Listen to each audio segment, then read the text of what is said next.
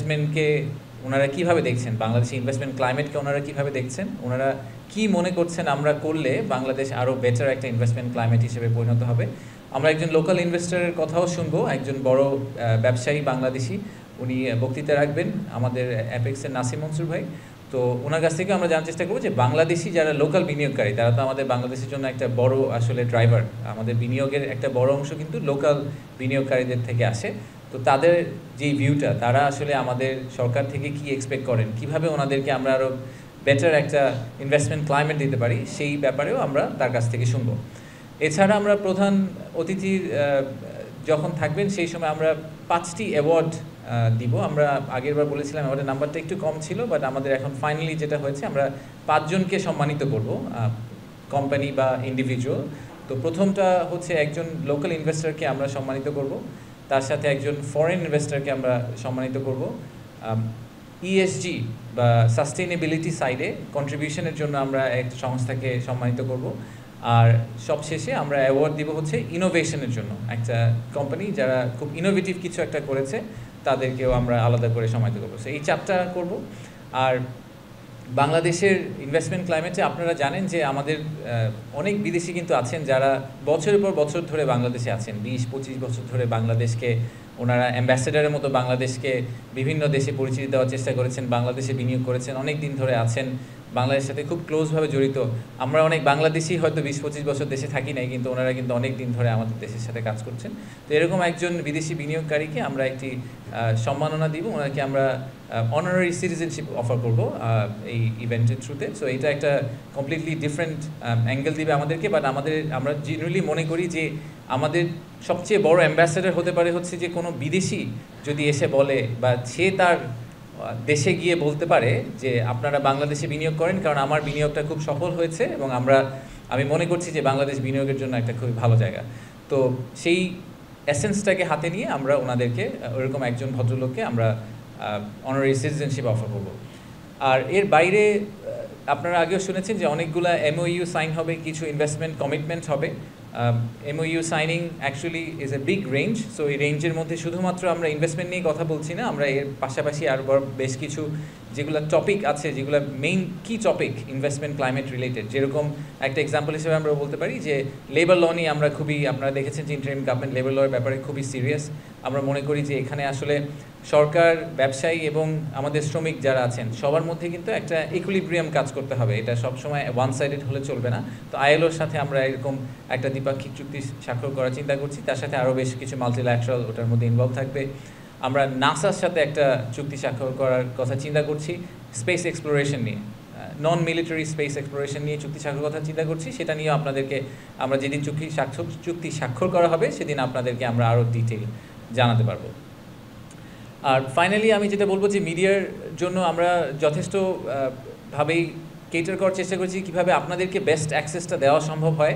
একটা media corner থাকবে, তো যখন এই মেইন প্রোগ্রামগুলো হতে থাকবে সারাদিন ধরেই তো অনেকগুলো প্রোগ্রাম চলবে, ওই ভেন্যুতে একটা মিডিয়া কর্নার থাকবে। তো যারা আপনারা ওখানে যাবেন তারা ওই সময়ে যদি কোনো বিনিয়োগকারীকে বা আলাদা করে কাউকে ইন্টারভিউ করতে চান বা কারোর সাথে কথা বলতে চান, তাহলে আপনারা মিডিয়া কর্নারটা ইউজ করে সেই জিনিসটা করতে পারেন। সেই সাপোর্টটা আমরা আপনাদেরকে ফুললি দেওয়ার চেষ্টা করব। এর বাইরে আমার আসলে তেমন বড় কিছু বলার নেই। আপনাদের যদি কোনো প্রশ্ন থাকে আমি প্রশ্নগুলো নিতে চাই। তার আগে আমি লাস্ট একটা ছোট্ট পয়েন্ট বলে নিই। আমি জানি এই প্রশ্নটা আসবে, সো এটা নিয়ে আমি একটু আগে কথা বলে নিই। সেটা হচ্ছে যে গতকালকে অলরেডি আমরা একটা সম্মান সম্মেলন করেছি যে আমেরিকার যেই ট্যারিফ রিলেটেড যে ইস্যুটা আছে সেটা নিয়ে। তো অনেকেরই ধারণা যে এটার সাথে আসলে ইনভেস্টমেন্ট সামিট কীভাবে রিলেটেড, ইনভেস্টমেন্ট সামিটের ঠিক আগে এরকম একটা ইনসিডেন্ট হলো, তাতে আমরা এটার ব্যাপারে কী মনে করছি। তা আপনি যদি আমাকে পার্সোনালি জিজ্ঞেস করেন, আমি I C the glass half ফুল, এই কারণে যে আসলে আপনি যদি ওনাদের যেই পয়েন্ট অফ ভিউটা থেকে ওনারা আসছেন, ইউএসটিআরের একটা রিপোর্ট আছে বাংলাদেশের ব্যাপারে, বাংলাদেশের বিনিয়োগের যে অবস্থা, সেই অবস্থার ব্যাপারে ইউএসটিআরের একটা রিপোর্ট আছে। সেই রিপোর্টের উপর বেস করে ওনারা অনেকগুলো ডিসিশন ড্রাইভ করেছেন বলে বলছেন। তো সেই রিপোর্টে আমাদের জন্য কিছু বেসিক রিফর্মের কথা বলা হচ্ছে, যে আমাদের রেগুলেটরি কিছু রিফর্ম দরকার, কাস্টম ডিউটির ক্ষেত্রে কিছু রিফর্ম দরকার, করাপশন, এরকম আপনার আইপি রাইটস, এরকম বেশ কয়েকটা টপিকের কথা বলা আছে। এই রিফর্মগুলো কিন্তু আমরাও করতে চাচ্ছিলাম। আমরা ইন্টারিম গভর্নমেন্ট হিসেবেও চাচ্ছিলাম যে বাংলাদেশের যে বিনিয়োগ ব্যবস্থা সেখানে একটা মেজর রিফর্ম হোক, যাতে ইনভেস্টরদের জন্য ভবিষ্যতে বাংলাদেশে ব্যবসা করা ইজি হয়।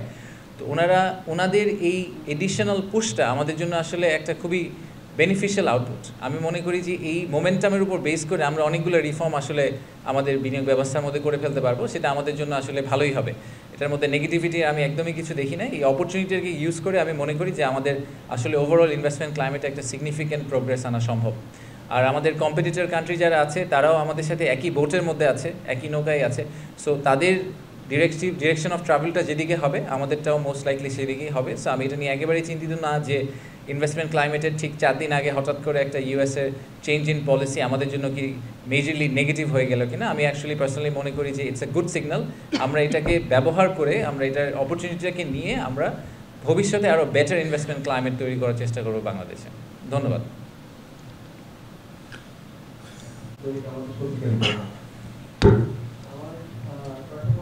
আমাদের দেশে বেশি সময় ধরে পরিস্থিতি চলছে, পরিস্থিতির কারণে আমাদের সুদের হারও বেশি। এখন হলো যে বিশ্বমূল্য কি বলে ট্রাম্পের কূটনীতির কারণে বিশ্বমূল্য একটা সংখ্যা রয়েছে, সারা বিশ্বে কূটনীতির কারণে বাংলাদেশের মধ্যে বাড়বে। তো এইরকম পরিস্থিতিতে উচ্চ সুদের হার, উচ্চ পরিস্থিতির কারণে বাংলাদেশে কতটা মানে সুখকর হবে বা বিনিয়োগকারীরা কতটা শক্তি বোধ করবে। আরেকটা বিষয় হলো যে দেখেন, আপনাকে এটাকে একটা গেম অফ চেসের মতো করে চিন্তা করতে হবে। বাংলাদেশকে ইন্ডিপেন্ডেন্টলি দেখার কিছু নাই। আমার যদি একজন লেটসে আমি চায়নার এক্সাম্পল দিই, আমার যে চাইনিজ ইনভেস্টার যে বাংলাদেশকে কনসিডার করছে, সে মনে করছে যে বাংলাদেশে সুদের হার বেড়ে যাবে, বাংলাদেশে মূল্যস্ফীতি হবে। গ্লোবাল কোনো ম্যাক্রো ইকোনমিক ইফেক্ট পৃথিবীর সবগুলো দেশকে ইকুয়ালি ইফেক্ট করবে। সো ট্রাম্পের, ফর এক্সাম্পল ডোনাল্ড ট্রাম্পের যে নতুন পলিসি বা উনি যেই ডিক্লারেশনটা দিয়েছেন, এটা যদি এক্সিকিউটেড হয় তাহলে কিন্তু শুধু বাংলাদেশ মূল্যস্ফীতির ভিতর দিয়ে যাবে বা সুদের হারের ভিতর দিয়ে যাবে তা না, সবাই যাবে। So it is always a relative comparison. এটা কিন্তু এমন না যে শুধু বাংলাদেশকে ইন্ডিপেন্ডেন্টলি দেখতে হবে। তো আমি সেই পয়েন্ট অফ ভিউ থেকে মনে করি না যে এই স্পেসিফিক ইনসিডেন্টটা বাংলাদেশের রিলেটিভ কম্পিটিটিভ অ্যাডভান্টেজের মধ্যে কোনো মেজর ইফেক্ট করতে পারে। সমগ্র পৃথিবী যদি একটা ইনফ্লেশনারি প্রেশারের ভিতর দিয়ে যায় এই পলিসির কারণে, সেটা সবার জন্য অ্যাপ্লিকেবল হবে। সো সেই ক্ষেত্রে আমার মনে হয় না যে বাংলাদেশের জন্য ইন্ডিপেন্ডেন্টলি এটা অনেক বেশি ডেট্রিমেন্টাল হবে relative to rest of the globe. Hello, আমি দুটি প্রশ্ন করব। প্রথম প্রশ্ন হচ্ছে যে শোনা যাচ্ছিল যে এবারের সামিটে এক ধরনের চমক একটা করে আসি। প্রথমত হচ্ছে যে ইলন মাস্ক সামিটে আসবেন এরকম কোনো ঘোষণা আমরা কখনোই দেইনি। আসলে উনি একজন, তো আপনারা সবাই জানেন যে উনি ইলেকশনের পরে, ইউএস ইলেকশনের পরে উনি একজন আমেরিকার সরকারি কর্মকর্তা হয়ে গেছেন। তো ওনাকে বাংলাদেশে আনার জন্য আমাদের একটা প্রসেসের ভিতর দিয়ে যেতে হবে। এটা আসলে ওভারনাইট, আগে একজন ব্যবসায়ীকে আনার জন্য ব্যাপারটা যত সহজ ছিল আমাদের জন্য যে ওনাকে আমরা কোনোভাবে কানেক্ট করে নিয়ে আসতাম, এখন ওনাকে আনাটা একটা become a state program. So ওই পয়েন্ট অফ ভিউ থেকে ওনাকে এত সহজে আসলে আমরা আনার কথা চিন্তা করছি না। ওনাকে আমরা আনার ব্যাপারে কথাবার্তা চলছে, বাট এটা এই সামিটে হচ্ছে না প্রথমত। দ্বিতীয়ত হচ্ছে যে সামিটে আমরা কালকে 9 তারিখে আমরা স্টার্লিংয়ের ডেমো ডে বলছি। সো স্টার্লিং ডিভাইস দিয়ে আসলে পুরো সামিটটা রান করা হবে। ইন্টারকন্টিনেন্টালের স্টার্লিং সার্ভিস প্রোভাইড করবে এবং সেটার আমরা আপনারা সোশ্যাল মিডিয়াতে লাইভ যে প্রোগ্রামগুলো দেখবেন সেটা স্টার্লিংকের থ্রুতে পাওয়ার করা হবে। তো সেটা যারা সামিটে যাবেন তারা আসলে পার্সোনাল ডিভাইসও স্টারলিংকে কানেক্ট করে আপনারা ওখানে একটা এক্সপিরিয়েন্স করতে পারবেন। স্টারলিংকের অ্যাপ্রুভালের ব্যাপারে ওনারা বিডার রেজিস্ট্রেশনের জন্য অ্যাপ্রুভাল করেছিলেন। আপনারা শুনেছেন যে গত মাসের 29 তারিখে আমরা এনজিএসও পলিসি ফাইনালি রোল আউট করে দিয়েছি পাবলিক ডোমেইনে। তারপরে ওনারা বিডার রেজিস্ট্রেশনের জন্য অ্যাপ্লাই করেছিলেন, ওনাদের বিডার রেজিস্ট্রেশন হয়ে গেছে। ওনাদের নেক্সট স্টেপ হচ্ছে যে এনজিএসও লাইসেন্স নেওয়া, ওটার জন্য সম্ভবত ওনারা আজকে অ্যাপ্লাই করবেন। তো আমরা চেষ্টা করবো যত দ্রুত সময়ের মধ্যে সম্ভব ওনাদেরকে এনজিএসও লাইসেন্স, অবভিয়াসলি আমাদের রুলস অ্যান্ড রেগুলেশনস মেনে ওনারা যদি অ্যাপ্লাই করে থাকেন তাহলে আমরা ওনাদেরকে এনজিএসও লাইসেন্সটা দিয়ে দিব। দিয়ে দেওয়ার পরে কমার্শিয়াল অপারেশন ওনারা তার পরের দিনই যেতে পারেন। তাতে আর আমাদের সাইড থেকে যেই কমিটমেন্টটা ছিল সরকারের পক্ষ থেকে যে আমরা 90 দিনের মধ্যে ওনাদেরকে ব্যবসা করার ব্যবস্থাটা করে দিব, সেটা কিন্তু আমরা এনজিএসও লাইসেন্স দিয়ে দেওয়া হয়ে গেলে ওনাদের জন্য ইটস রেডি টু গো। তো তারপরে ওনারা হয়তো ওনাদের ডিভাইসগুলো ইম্পোর্ট করে আনতে ওনাদের একটু সময় লাগতে পারে, বা ওনারা যদি এখানে কি মডেলে অপারেট করবেন, ওনাদের শপটা দেখতে কীরকম হবে সেই সব ব্যাপারে হয়তো ওনারা কিছু ডিসিশন নেবেন। But in theory they should be ready to go very soon. পার্বত্য চট্টগ্রামের ব্যাপার আপনি যেটা বললেন যে দেখেন, আমি মনে করি যে অ্যাক্সেস টু ইন্টারনেট এখনকার যুগে ইটস আ রাইট। আমাদের সবাইকেই এই রাইটটা দেওয়া উচিত। তো সেটা আমাদের পার্বত্য চট্টগ্রাম হোক, কুড়িগ্রাম হোক, যেখানেই হোক, একটা প্রাইমারি স্কুলের ছাত্র হোক, সবার জন্যই এই অ্যাক্সেস টু ইনফরমেশনটা থাকা জরুরি। তো আমরা এটা সবার জন্য সেই জন্যই ওপেন করে দিতে চাই, ঠিক যেভাবে আমরা পানি খাই, আমরা শ্বাস নিতে পারি, আমার মনে হয় অ্যাক্সেস টু ডেটা এবং ইন্টারনেট ওয়ার্ল্ড ইজ নেসেসিটি। তো সেটাই আমাদের পারপাস। তো সেই পারপাসের উপর বেস করেই আমরা এনজিওসি পলিসিটাকে রোল আউট করার চেষ্টা করছি। Thank you. এগুলা থেকে কোনো আউটপুট এসেছে কিনা আমি পিছের গল্পে আসলে যেতে চাই না। আই এম মোর কিন অন 5ই আগস্টের পরের কথাবার্তা নিয়ে আমরা কথা বলি, আমি পিছের কোনো ডিসকাশন করে খালি সময় নষ্ট করতে চাই না। দ্বিতীয়ত হচ্ছে যে এবার কারা আসবেন, সরি আপনি একটা প্রশ্ন করেছিলেন, আমি প্রশ্নটা মনে হয় মিস করে গেছি, যে বড় কোম্পানি কারা আসবেন। আমাদের কিছু বেশ বড় বড় বায়ার আসবেন। আমরা বলেছি আগে যে জারা বা ইন্ডিটেক্স যে কোম্পানিটা আছে তারা আমাদের one of the biggest garment buyer. Giordano বলে একটা কোম্পানি আছে, তারাও একটা বড় রিটেলার, তারা আসবেন। আমরা স্যামসাংয়ের খুব সিনিয়র একজন ভদ্রলোক আসবেন। আমরা বেশ কিছু বড় বড় ভেঞ্চার ক্যাপিটাল ফার্মের যারা হচ্ছে আর্লি স্টেজ স্টার্ট আপদেরকে ফান্ড করেন, সেখানে অনেক বড় বড় বেশ কিছু ভিসির ওনাররা আসবেন। সেই সাথে আমরা আশা করছি যে বেশ বড় বড় কিছু কংগ্লোমারেট যাদের টোটাল জিডিপি আসলে তাদের টোটাল রেভিনিউ যোগ করলে প্রায় আমাদের জিডিপি সমান হয়ে যায়, এরকম বড় বেশ কিছু কংগ্লোমারেট আসবেন। চায়না থেকে সিসি, সিআরবিসি, পাওয়ার চায়না, এরকম বেশ বড় কিছু কোম্পানি আসছেন। আবার আমেরিকা থেকেও এক্সেলারেট এনার্জির প্রেসিডেন্ট থেকে শুরু করে বেশ কিছু সিনিয়র লোকজন আসছেন। So the pool is very strong. তো নেক্সট প্রশ্নটা হচ্ছে যে আসলে এই সামিট করেই কি তার মানে কালকে থেকে হঠাৎ করে আমরা $10 বিলিয়ন একটা ইনভেস্টমেন্ট গ্যারান্টি দিয়ে ফেলবো কিনা? ব্যাপারটা কিন্তু সেরকম না। আমি এই জন্য আবার বারবার বলছি যে আমাদেরকে প্রথমে যেটা ঠিক করতে হবে সেটা হচ্ছে যে আমাদের ন্যারেটিভটা ঠিক করতে হবে। আমাদের বাংলাদেশের ব্যাপারে যে গ্লোবাল ন্যারেটিভটা আছে, এই ন্যারেটিভটাকে আমাদেরকে ওভারটার্ন করতে হবে, নাম্বার 1। নাম্বার 2 হচ্ছে বাংলাদেশের যেই ব্যবসা করার যে difficulty, is of doing business, সেটাকে আমাদের সিগনিফিকেন্টলি ইমপ্রুভ করতে হবে। আমরা যেখানে আছি, ওয়ান অফ দ্য রিজনস যেই কারণে বাংলাদেশে আমরা অনেক ধরনের ট্যাক্সের সুবিধা দিই, 10 বছরের ট্যাক্স ব্রেক আছে বেজাতে, তারপরেও বেজাতে ইনভেস্টমেন্ট হয় না। তো কেন তাহলে ইনভেস্টমেন্ট হয় না? যদি আমরা ট্যাক্স ব্রেক দিই 10 বছরের 12 বছরের, লোকজনের তো ট্যাক্স দিতে হবে না। ইনভেস্টমেন্ট হয় না কারণ একজন বিনিয়োগকারী যখন একটা দেশে বিনিয়োগ করার কথা চিন্তা করেন, তখন তাকে এটাও চিন্তা করতে হয় যে উনি বিনিয়োগটা করে আসলে বিনিয়োগটা দেশ থেকে বের করতে পারবেন কিনা, বিনিয়োগটা করতে ওনার কত সময় লাগবে, সেই বিনিয়োগ করার জন্য উনি আসলে যথেষ্ট পরিমাণ সাপোর্ট সরকার থেকে পাবেন কিনা, ইউটিলিটি সার্ভিসেস পাবেন কিনা, এই সবগুলো প্রশ্নের উত্তর কিন্তু আমরা খুব ক্লিয়ারলি ওনাদেরকে দিতে পারি না। কারণ হচ্ছে আমাদের এইসব বিভিন্ন কেসে আমাদের নিজেদেরই কিছু সমস্যা আছে। সেই সমস্যাগুলো যদি আমরা সমাধান করি, রাইট ন্যারেটিভটা সেট করি, তাহলে এই পাইপলাইনটা ওভারটাইম বিল্ড করবে। বিরাট একটা ইন্টারেস্টিং জিনিস আপনাদেরকে আমি বলি, সেটা হচ্ছে যে বিনিয়োগ উন্নয়ন কর্তৃপক্ষের তো আমার পার্সোনাল, আমি ব্যাংক থেকে এসেছি, আপনাদেরকে আমি আগে বলেছি, আমার পার্সোনাল ভিউ হতো যে যখনই যে কোনো অর্গানাইজেশন যারা বিনিয়োগ নিয়ে কাজ করবে, যাদের একটা পোটেনশিয়াল একটা ইনভেস্টর পুল আছে, তাদের তো একটা বেসিক লিস্ট থাকার কথা, যে আমি আজকে বলবো যে আগামী 2 থেকে 3 বছর এই 30টা 50টা বা 100টা কোম্পানিকে আমি ট্র্যাক করব, কারণ ওনারা বলেছিলেন ওনারা বাংলাদেশে ইনভেস্টমেন্ট করতে ইন্টারেস্টেড। তো ওনারা আসলে তারপরে কী করছেন, ওনাদেরকে আর আমি কীভাবে সাহায্য করতে পারি বাংলাদেশে ইনভেস্টমেন্ট করার জন্য, এরকম কোনো ট্র্যাকার বা পাইপলাইন কিন্তু বিরাতে নাই এই মুহূর্তে। সো এগুলো খুবই এলিমেন্টারি ফাউন্ডেশনাল জিনিসপত্র, এইসব জিনিস আমরা এতদিন করে আসি না, এগুলোকে আমাদের এই ফাউন্ডেশনাল জিনিসগুলোকে দাঁড় করাতে হবে। তো এই সামিটটা যখন আমরা করবো, এখান থেকে যেই ট্র্যাকারটা তৈরি হবে, যে পাইপলাইন তৈরি হবে, যে ঠিক আছে এই 100টা কোম্পানি এসেছিল, এরা সবাই আগ্রহ দেখিয়েছে, এরপর এই আগ্রহ থেকে মেটেরিয়ালাইজেশনে যাওয়ার জন্য আমাদের আর কী করতে হবে। সো আমরা এখান থেকে একটা পুরোপুরি একটা একটা প্রজেক্ট ওয়ার্কের মতো পাবো এই পাইপলাইনের উপর বেস করে, যেটাকে আমরা নেক্সট 6 থেকে 12 মাস বা 18 মাস ট্র্যাক করার চেষ্টা করবো এবং এদেরকে বাংলাদেশে ল্যান্ড করানোর চেষ্টা করবো। ধন্যবাদ।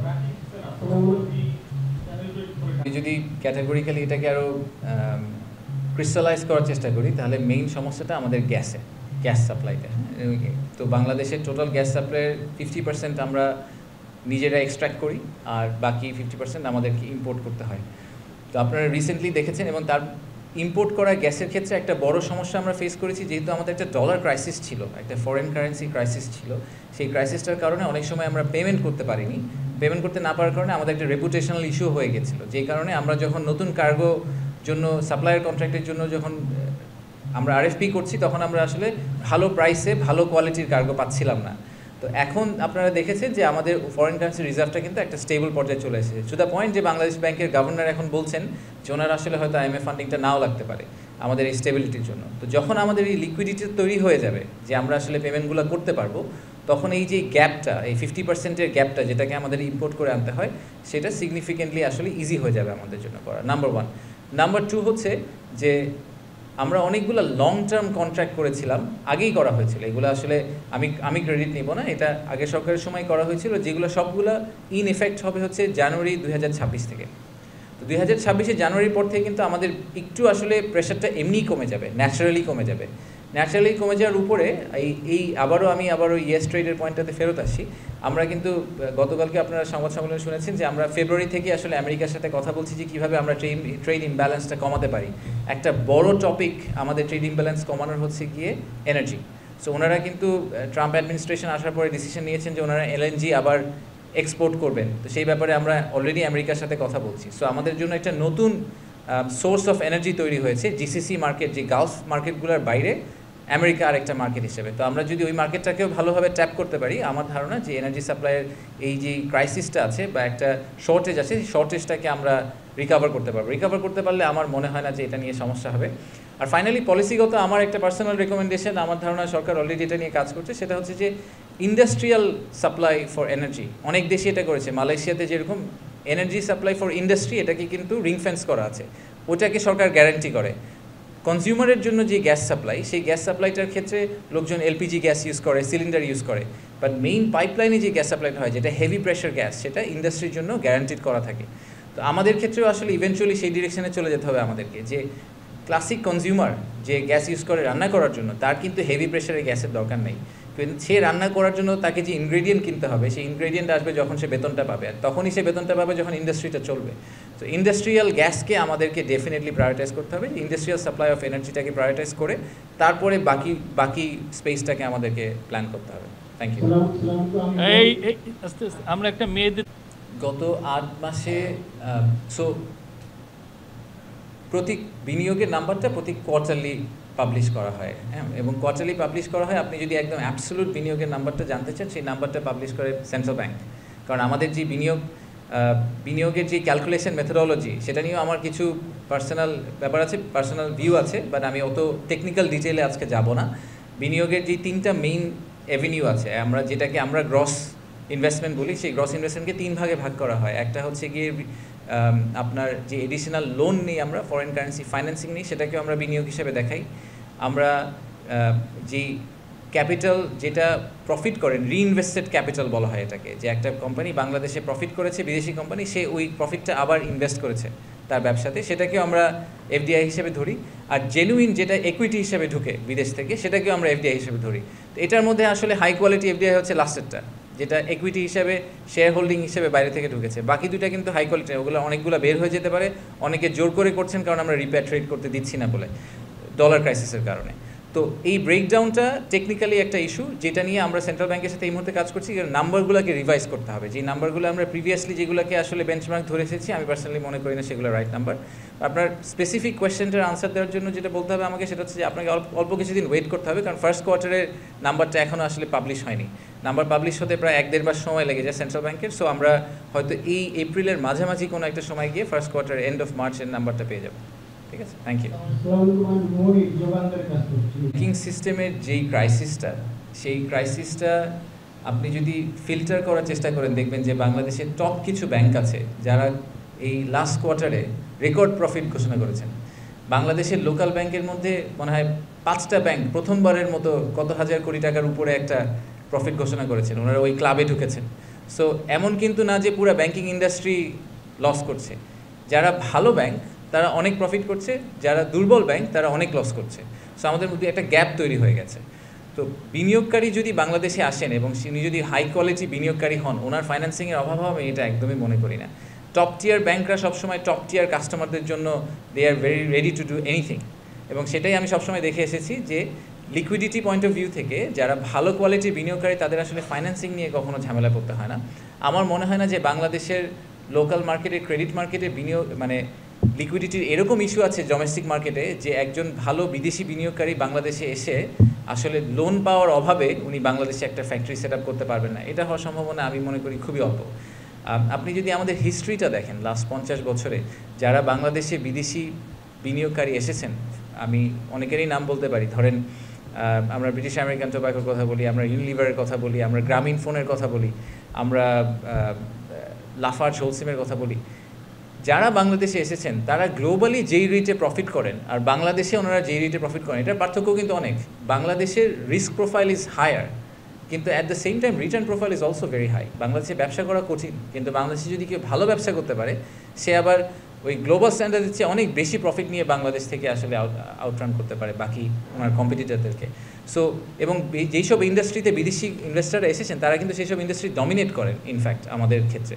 সো আমি একদমই মনে করি না যে ভালো কোয়ালিটি ইনভেস্টর যারা বাংলাদেশে আসতে চান তারা ব্যাংকিং ক্রাইসিসের কারণে আমাদের যেই মানে যারা দুর্বল ব্যাংক তারা যে ডিফিকাল্ট টাইমটা ফেস করছে সেটার কারণে ওনারা লিকুইডিটি পাবেন না। আমার ধারণা ওনারা খুব ইজিলি লিকুইডিটি ম্যানেজ করতে পারবেন। মাইক এবং এনসিপি, তো এই বিএনপি জামাত এনসিপি ওনারা প্রত্যেকেই কনফার্ম করেছেন যে ওনাদের রেপ্রেজেন্টেশন থাকবে সামিটের মধ্যে, ইনঅগ্রাল সেশনেও থাকবে এবং তারপরে ওনাদেরকে আমরা একটা ব্রেকআউট রুমের ব্যবস্থা করে দিয়েছি, একটা মিটিং রুমের ব্যবস্থা করে দিয়েছি, ওখানে ওনাদের লোকজন থাকবেন। আমরা ইনভেস্টরদেরকেও ওনাদের নাম বলে দিয়েছিলাম, অপশন দিয়েছিলাম যে ওনারা যদি বাইল্যাটারালি ওনাদের সাথে দেখা করতে চান তাহলে ওনারা দেখা করতে পারেন। তো সেই ক্ষেত্রে আমরা ওই মিটিংগুলোও আসলে সেট আপ করে দেওয়ার চেষ্টা করছি। আমি যতদূর শুনেছি ওনাদের কাছ থেকে পেরিফেরালি, সেটা হচ্ছে যে ওনারা নিজেরা একটা ভিউ নিয়ে আসছেন যে ওনারা যদি ক্ষমতায় আসেন বা পলিটিক্যাল গভর্নমেন্টে যদি ওনারা অংশ হন তাহলে ওনারা বিনিয়োগ ব্যবস্থাকে কিভাবে দেখছেন, ওনারা আর কি রিফর্ম করবেন বা এখন যে রিফর্মগুলো হচ্ছে এগুলোকে ওনারা কতটা সাপোর্ট করেন এবং বিনিয়োগকে ওনারা কতটুকু প্রাধান্য দেন, এইসব ব্যাপারে ওনারা নিজেদের একটা কমেন্ট্রি তৈরি করেছেন। সেই কমেন্ট্রিগুলো ওনারা ইনভেস্টরদেরকে শেয়ার করবেন। যেই কারণে আমরা এটা করার চেষ্টা করছিলাম সেটা হচ্ছে যে ইনভেস্টররা পলিটিক্যাল কন্টিনিউইটি ব্যাপারটা নিয়ে অনেক কনসার্ন রেজ করে অনেক সময়, যে এই ইন্টারিম গভর্নমেন্ট আমরা ধরেন 20টা রিফর্ম করে গেলাম, যে 20টা রিফর্ম আবার যদি পরের সরকার এসে ওই রিফর্মগুলোকে আবার উল্টা দিকে ফেরত নিয়ে যায় তাহলে তো আসলে বিনিয়োগ ব্যবস্থার কোনো উন্নতি হলো না। তো আমরা এটাই আসলে প্রুফ করার চেষ্টা করছি যে আমরা আসলে ওনাদের সাথে একসাথেই কাজ করছি এবং ওনাদের কনসেন্ট আছে এবং ওনারাও মনে করেন সবার জন্যই আসলে বিনিয়োগ ব্যবস্থা উন্নতি করাটা ইম্পর্টেন্ট। সো ওনারাও ওই সাপোর্টটা আমাদেরকে দিচ্ছেন এবং ভবিষ্যতেও বিনিয়োগকারীদেরকে দিবেন। এই পারপাসটাই আমরা আসলে ফুলফিল করার চেষ্টা করছি। আমরা খুব ভালো সাড়া পেয়েছি পলিটিক্যাল পার্টিগুলো থেকে। সো ওনাদের সবাইকে ধন্যবাদ এবং ওনাদেরকে আমরা মনে করি যে এই সামিটটা, কিন্তু আমি আগেও বলেছি সামিটটা আসলে যদিও বলা হচ্ছে বিডা অর্গানাইজ করা, বাট আই জেনুইনলি ফিল যে এই সামিটটা আসলে বিডা একা করেনি। অবভিয়াসলি বেজা ইনভলভড, আমাদের যারা পার্টনার অর্গানাইজেশন আছে ইউরোপিয়ান ইউনিয়ন থেকে শুরু করে বিভিন্ন ব্যাংক, বিভিন্ন কনসালটেন্ট তারা ইনভলভ, তারা ছোটো ছোটো পার্ট অর্গানাইজ করছেন এবং অ্যাট দ্য সেম টাইম আমি বলবো যে প্রাইভেট সেক্টর এবং এই পলিটিক্যাল আউটফিট ওনারা সবাইও কিন্তু আমাদেরকে সময় সময় বিভিন্ন ধরনের রেকমেন্ডেশন, বিভিন্ন ধরনের সাপোর্ট দিয়ে পুরো জিনিসটা অর্গানাইজ করতে হেল্প করেছেন। সো এই সামিটটা আসলে শুধু যদিও বিডার লোগোটা যাচ্ছে, বাট আমি জেনুইনলি ফিল করি যেটা আমাদের দেশের একটা collective effort to showcase the investors. Thank you. Aziz ধন্যবাদ। দেখেন আমাদের সামিটের এইবারে সবচেয়ে আমার মতে সবচেয়ে ইউনিক ফিচারটা হচ্ছে যে এই সামিটে ওয়ান ওয়ে বক্তৃতা খুব কম। আমরা আসলে স্টেজে দাঁড়িয়ে বেশি কথাবার্তা বলতে চাই না, আমাদেরকে একেবারেই না করলেই না ততটুকুই করা হয়েছে। বাট সামিট কিন্তু 4 দিনের সামিটকে যদি আপনি ডাইসেক্ট করার চেষ্টা করেন, প্রথম 2 দিন হচ্ছে ওনারা বিভিন্ন জায়গায় ঘুরে ঘুরে বাংলাদেশের যেখানে ওনারা ফ্যাক্টরি করতে পারবেন এরকম সাইট ভিজিট করছেন। হ্যাঁ, সো আগামীকালকে ওনারা চিটাগং যাচ্ছেন, মিরেশ্বরায় যাচ্ছেন, পরশু দিন ওনারা 2500 যাচ্ছেন। এগুলো কিন্তু কোনোটাই ওয়ান ওয়ে সেমিনার বা আপনি আমার কথা শুনেন আমি কি বলতে চাই এটাই শুনতে হবে এরকম কিছু না। ওনারা সরেজমিনে গিয়ে দেখছেন যে ওখানকার অবস্থা কি, ওনারা প্রশ্ন করতে পারেন, ওখানে যারা ফ্যাক্টরি আছে যাদের অলরেডি তাদের সাথে কথা বলবেন, সো ওটা এক্সপিরিয়েন্স করবেন।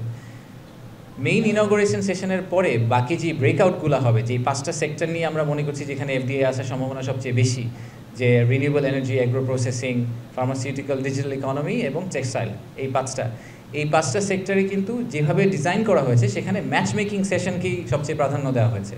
সো বাইল্যাটারাল কনভারসেশন করা, একজন আরেকজনের সাথে দেখা করা, একজন আরেকজনকে মিট করা, যাতে ভবিষ্যতে এখান থেকে একটা জয়েন্ট ভেঞ্চার তৈরি হতে পারে, সেটাকে টার্গেট করেই আসলে, এবং সরকারি অফিসারদের সাথে ওনাদের কথা বলা, যাতে ওনারা পলিসিগত কোয়েশ্চেন থাকলে ওই কোয়েশ্চেনগুলো ওনারা আনসার পেতে পারে। সো পুরাটা কি করা হয়েছে হচ্ছে আসলে আমরা যদি এটাকে সামিট বলছি, এবং এই সামিটের মধ্যে সেমিনার বা কনফারেন্স ফর্মের অংশ কিন্তু মাত্র 1 থেকে 1.5 ঘন্টা, বাকি পুরো সময়টাই হচ্ছে গিয়ে bilateral meetings. That's why we are calling it summit, because আমরা সব ইনভেস্টারকে এক জায়গায় নিয়ে আসছি, সব উপদেষ্টাকে এক জায়গায় নিয়ে আসছি, সরকারি সব কর্মকর্তাকে এক জায়গায় নিয়ে আসছি, আবার একই সাথে বাংলাদেশি ব্যবসায়ীদেরকেও আমরা এক জায়গায় নিয়ে আসছি, যাতে সবাই সবার সাথে পরিচিত হয়ে ভবিষ্যতে কোনো প্রজেক্টে কাজ করতে পারেন। ধন্যবাদ। ওয়াটার আন্ডার দ্য ব্রিজ, এটা একটা টপিক, এটা এসেছে, এটা আবার চলে যাবে। আমাদের ইনভেস্টমেন্ট, আমি যেটা বলেছি প্রথমে, investment decision is a long term decision. এটা একটা ছোট্ট ফ্যাক্টরের কারণে হঠাৎ করে বামে চলে যাবে, আবার ওভারনাইট ডানে চলে আসবে, এরকম হবে না। এই পুরোটাকে ক্যালকুলেট করেই লোকজনকে ডিসিশন নিতে হবে। আমি একটু করে এই ব্যাপারটা নিয়ে আগেও একবার টাচ করেছি। আমি জেনুইনলি মনে করি যে প্রথমত আমাদের প্রিপেয়ারনেস আগে থেকেই ছিল। আমরা ফেব্রুয়ারি মাস থেকেই আসলে আমেরিকান গভর্নমেন্টের সাথে কথা বলছিলাম যে ট্রেড ব্যালেন্সটাকে আমরা কীভাবে রিব্যালেন্স করতে পারি। সো আমরা ইন এ ওয়ে, এবং আপনি জানেন কিনা আমি জানি না, যে যখন আমাদের হাই রিপ্রেজেন্টেটিভ গিয়েছিলেন তখন ওনাদের ইউএসটিআর থেকে বলেছে যে তোমরাই এই অ্যাডমিনিস্ট্রেশনে প্রথম দেশ যারা এসে বলেছো যে তোমরা ট্রেড ইমব্যালেন্সটাকে রিব্যালেন্স করতে চাও। এই কথাটা কিন্তু ওনারা ক্যাটাগরিক্যালি বলেছিলেন। সো আমাদের একটা হেড স্টার্ট আছে। এই কারণেই আমরা গতকালকে অস্থির হয়ে কালকেই চিঠি দিয়ে দিতে হবে এরকম কোনো স্টেপের দিকে যাইনি। আমরা মনে করছি যে আমাদের অলরেডি একটা এন্ট্রি পয়েন্ট আছে এবং ওনাদের সাথে অলরেডি যোগাযোগ আছে। সেটার উপর বেস করে আমরা ঠান্ডা মাথায় আমাদের ডেডলাইনের মধ্যেই সুন্দরভাবে একটা অ্যাকশনের দিকে যাব। সো মানে আমি যেটা বলতে চাই সেটা হচ্ছে রিঅ্যাসিওর করতে চাই আপনাদেরকে যে এই ব্যাপারে যথেষ্ট পরিমাণ সময় এবং নলেজ বেস বলেন, আমরা কিন্তু আপনি দেখবেন গতকালকে প্রেস কনফারেন্সে আমাদের জাহিদ সত্তার স্যার ছিলেন। আমরা ইকোনমিস্টদের সাথে কথা বলছি, আমরা ইউএস অ্যাডমিনিস্ট্রেশনের সাথে কথা বলছি, আমরা প্রাইভেট সেক্টরের সাথে কথা বলছি, আমরা সরকারের ভিতরে কথা বলছি। আমরা একটা কালেকটিভ এফোর্টের থ্রুতে আমরা একটা আমরা মনে করছি আমরা খুব সলিড একটা প্ল্যান নিয়ে আসলে ইউএস অ্যাডমিনিস্ট্রেশন এগোতে পারবো। সো আমি এটা নিয়ে একেবারেই চিন্তিত না। ধন্যবাদ। তোটা আপনাকে আমি 10 তারিখ রাতে বলবো যে কতগুলো প্রতিষ্ঠান আসছে। রেজিস্ট্রেশন যারা করেছেন তারা 100% আসতে পারবেন বলে আমি মনে করি না। লাস্ট মোমেন্টে আপনি দেখবেন আজকেই আমরা অ্যাকচুয়ালি ইনফ্যাক্ট কনফার্ম করেছি যে এই মুহূর্তে যাদেরকে আমরা রেজিস্ট্রেশন কনফার্ম করেছি প্রায় 40টা দেশ থেকে আমাদের বিদেশি ডেলিগেশন আসার কথা। এবং ডেলিগেশন আমি যেটা বললাম যে আমাদের টোটাল ক্যাপাসিটি আসলে হচ্ছে ইনঅগ্রেশন সেশনের 700, তার মধ্যে যদি আপনি কিছু উপদেষ্টা বা অ্যাম্বাসেডার বাদ দেন, আর তারপরে বাকি পুরাটাই হচ্ছে আসলে বিদেশি বিনিয়োগকারী এবং non resident Bangladeshi. So non resident বাংলাদেশের নাম্বারটাও বেশ বড়। এখন টোটাল ইনস্টিটিউশনের নাম্বার কতজন ফাইনালি অ্যাটেন্ড করলেন, তাদের থেকে আমরা কী ধরনের ফিডব্যাক পেলাম, কী ধরনের প্রমিস পেলাম, এই পুরো ব্যাপারটা নিয়ে আমরা শেষের দিকে সামিটের শেষের দিকে আপনাদেরকে আবার ডেকে একটা ফুল রিভিউ রিপোর্ট সাবমিট করব যে এখান থেকে আমাদের নেক্সট অ্যাকশন প্ল্যানগুলো কী হবে এবং কী ধরনের আমরা আসলে জেনুইন সাড়াটা পেয়েছি। Thank you. পুরোটা কি শেয়ার করবেন? আমাদের কী কী আছে, 4 দিনে কী হবে পুরোটা? আমরা একবার বলছি আগের দিন বলেছিলাম, আমি শর্ট করে বলি। আমাদের সামিট কালকে থেকে শুরু হচ্ছে। কালকে আমাদের বেশ কয়েকটা 2টা ট্র্যাকে আসলে জিনিসপত্র আগাবে। প্রথম ট্র্যাকটা হচ্ছে যে আমরা প্রায় 60 জনের বেশি উদ্যোক্তাকে নিয়ে আমাদের একটা স্পেশাল ফ্লাইট সেটা যাবে চট্টগ্রামে। সেখান থেকে আমরা কোরিয়ান ইপিজেড এবং মিরেশ্বরাইতে আমাদের যে ন্যাশনাল স্পেশাল ইকোনমিক জোন আছে, এই দুইটা আমাদেরকে ভিজিট করিয়ে রাতের বেলা আবার ফেরত নিয়ে আসবো। এনারা হচ্ছেন সেই সব উদ্যোক্তা যারা মনে করছেন যে ওনাদের একটা ফ্যাক্টরি সেট আপ করতে হবে, ওনাদের আসলে জায়গা জমি লাগবে, ওনাদেরকে দেখতে হবে যে কী ধরনের সাপোর্ট সিস্টেম আমরা তৈরি করতে পারি। আর ইন প্যারালাল কালকে আমাদের ইন্টারকন্টিনেন্টালে স্টার্ট আপ কানেক্ট নামে একটা সারাদিনের প্রোগ্রাম আছে। সেখানে আসলে যেগুলো আর্লি স্টেজ স্টার্ট আপ এবং যেসব ভেঞ্চার ক্যাপিটালিস্ট আসছেন তাদেরকে একটা কংগ্রিগেশন করানো হবে। বেশ কিছু ম্যাচ মেকিং ইভেন্ট হবে, নেটওয়ার্কিং হবে, কিছু প্যানেল হবে, সব মিলিয়ে টিলিয়ে কালকে সারা দিনটা হচ্ছে আসলে ঢাকা শহরে হচ্ছে সারাদিনটা স্টার্ট আপদেরকে ফোকাস করে করা। 8 তারিখে সকালে আমরা সারাদিন পাঠাচ্ছি হচ্ছে আমাদের ইনভেস্টরদেরকে নারায়ণগঞ্জে 2500-এ, যেখানে জাপানিজ ইকোনমিক জোন আছে। সেম আইডিয়া, ওনারা ফিজিক্যালি দেখবেন, ওখানে ফ্যাক্টরি ওনার যারা আছেন, যারা অলরেডি অপারেশনসে আছেন, তাদের সাথে কথা বলবেন, ভিজিট করবেন, বোঝার চেষ্টা করবেন যে what is on offer. So এটা হচ্ছে আমাদের 8 তারিখে প্রথম হাফে। সেকেন্ড হাফে আমাদের ওয়ার্ল্ড ব্যাংকের সাথে কিছু এঙ্গেজমেন্ট আছে এবং আইএলওর সাথে কিছু এঙ্গেজমেন্ট আছে। সেগুলো আপনারা যারা আসবেন সেদিন আমরা আরও ডিটেলে ডিসকাস করবো। ওনারা এফডিআই রিলেটেড আমাদের কিছু ফার্দার এঙ্গেজমেন্ট এবং ফিউচার প্রমিস, যেগুলো আমরা ওনাদের সাথে কীভাবে আমাদের ওভারঅল বিনিয়োগ ব্যবস্থাকে এবং ইনভেস্টমেন্ট ক্লাইমেটকে ইমপ্রুভ করতে পারি, এইসব ব্যাপারে ওনাদের সাথে আমাদের কিছু চুক্তি স্বাক্ষরিত হবে। 9 তারিখ আমাদের মেইন ইভেন্ট ডে। 9 তারিখে সারাদিনের প্রোগ্রাম খুবই বিজি। একই সাথে উদ্বোধনী অনুষ্ঠানটি ছাড়া 10টা থেকে 11:30 পর্যন্ত বাকি সারাদিন আসলে মাল্টিপল প্রোগ্রামস চলবে, 3-4টা প্রোগ্রাম প্যারালালি চলতে থাকবে। তো উদ্বোধনী অনুষ্ঠানে আমি যেটা বললাম যে আমাদের চিফ অ্যাডভাইজার আসবেন এবং ওখানে আমরা কিছু অ্যাওয়ার্ডস দিব, একই সাথে কিছু বিদেশি বিনিয়োগকারীর কথা শুনবো এবং সেখান থেকে আমরা বোঝার চেষ্টা করব যে আর কি করতে পারলে আমাদের Bangladesh will become their preferred destination. তারপরে আমরা একটা ছোট্ট ইউথ এন্টারপ্রেনারশিপের একটা ফেয়ারের মতো করেছি, একটা কনক্লেভের মতো করা হয়েছে। ওখানে আমাদের প্রধান উপদেষ্টা যে কিছু আর্লি স্টেজ কোম্পানিদের সাথে কথা বলবেন, ওটা আমাদের ইন্টারকন্টিনেন্টালের ভিতরেই হবে, বলে উনি ওখান থেকে চলে যাবেন। আর আমরা এটার ফলো অন হিসেবে রিনিউয়েবল এনার্জির ওই দিনের হচ্ছে ব্রেকআউটের মেইন ইস্যু। সো সেদিন সেকেন্ড হাফে রিনিউয়েবল এনার্জি নিয়ে কথাবার্তা হবে, বেশ কয়েকটা এমওইউ সাইন হবে, বেশ কয়েকটি কোম্পানি যারা ইনভেস্টমেন্ট প্রমিস করবেন তাদের সাথে আমাদের কিছু এমওইউ সাইন হবে, সেগুলো আমরা সব ওই 9 তারিখে করব। আর প্রধান উপদেষ্টা যদিও ওনার রেসিডেন্সে ফেরত যাবেন, কিন্তু যারা একেবারেই খুব সিনিয়র অফিসিয়াল আসছেন, যারা একেবারে যেরকম আমি কিছু এক্সাম্পল দিয়েছি আপনাদের কিছুক্ষণ আগে, তাদের সাথে উনি বাইল্যাটারালি বসবেন ওনার রেসিডেন্সে। So investment specific discussion bilaterally ওনার সাথে ওনাদের কিছু হবে। আপনারা সবসময় দেখেছেন যে আমাদের প্রধান উপদেষ্টা ইনভেস্টমেন্টের ব্যাপারে খুবই প্যাশনেট, তো উনি নিজেই চেয়েছিলেন যে যারা বড় উদ্যোক্তা আসবেন তাদের সাথে উনি যাতে বাইল্যাটারালি আলাদা করে বসতে পারেন এবং তাদের পয়েন্ট অফ ভিউটা জানতে পারেন। সো ফর এক্সাম্পল জার্মান একটা ডেলিগেশন আসবে, সেই জার্মান ডেলিগেশনের সাথে উনি আলাদা করে বসবেন, কোরিয়ানদের সাথে উনি আলাদা করে বসবেন, চাইনিজদের সাথে উনি আলাদা করে বসবেন, বিকজ প্রত্যেকটা গ্রুপের আবার ডিফারেন্ট এক্সপেকটেশন আছে বাংলাদেশের কাছ থেকে। আর 10 তারিখ will B A continuation of এই আমাদের ব্রেকআউটগুলো, যেখানে আমি বাকি যেগুলোর কথা বলেছি সেই কয়েকটা ব্রেকআউট হবে, আরও কিছু এমওইউ সাইনিং হবে। আর এর সব কিছুর মাঝখানে 9 তারিখ সন্ধ্যায় একটা প্লাগ আছে আমাদের, সেই প্লাগটা হচ্ছে আমাদের cultural journey Bangladesh through a different lens.